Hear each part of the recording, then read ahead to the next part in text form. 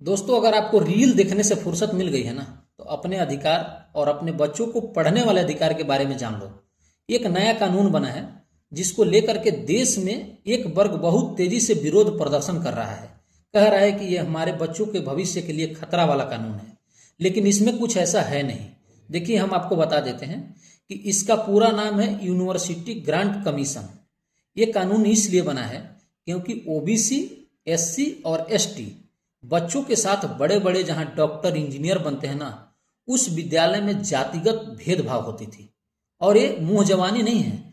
भारत सरकार, भाजपा की जो सरकार है ना, उन्हीं के मंत्रालय का ये आंकड़ा है कि पिछले कई सालों में, जब से भाजपा की सरकार है, 118% मामले बढ़े हैं।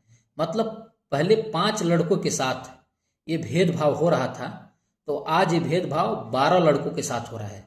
पहले ये भेदभाव 1000 लड़कों के साथ हो रहा था, तो आज ये भेदभाव 2200 लड़कों के साथ हो रहा है।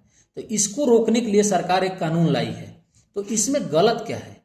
अगर कोई कानून बनता है और किसी समुदाय को लगता है कि ये मेरे खिलाफ है, तो ये बताइए, नियम बनने से क्या होगा? आप गलती नहीं करोगे तो आप उस नियम के दायरे से बाहर रहोगे, तो आपको सजा भी नहीं मिलेगी।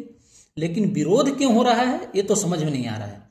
हमको लग रहा है कि जो विरोध कर रहे हैं उनको ये लगता है कि जो 118% मामले बढ़े हैं, अगर वो कानून न बनाया जाए तो ये मामले 500% बढ़ जाएंगे। तो क्या ये समुदाय ये चाहता है कि उस यूनिवर्सिटी में जाति भेदभाव और बढ़े? और अगर वो भी चाहता है कि न बढ़े, तो इस नियम बनने से उनको क्या दिक्कत है?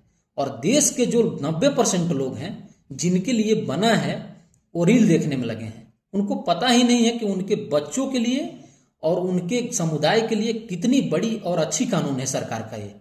और उनको डरने की बिल्कुल जरूरत नहीं है जो इस कास्ट से बाहर हैं। देखिए, सड़क पे कानून तो ये भी बना है कि आप चलते हुए किसी के ऊपर बाइक चढ़ा देंगे तो आपकी सजा होगी। लेकिन अगर आप बाइक नहीं चढ़ाएंगे तो उस कानून का क्या फायदा? एससी एक्ट भी बना है जो मेरे खिलाफ भी है, लेकिन हम किसी एससी एक्ट के तहत किसी पे हमला नहीं करेंगे, तो उस कानून बनने से मेरे को क्या नुकसान?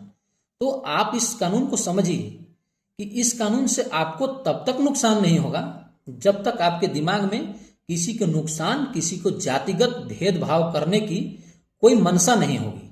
और अगर मनसा होगी तो भैया, आपके अगर मन में गंदी मानसिकता आई है तो आप इसके भागीदार होंगे कि आपको सजा मिलेगी। और अगर नहीं है आपके मन में, आप क्लियर साफ हैं, तो आपको इस कानून से कोई मतलब ही नहीं है। तो दोस्तों, आप इस पे क्या राय रखते हैं?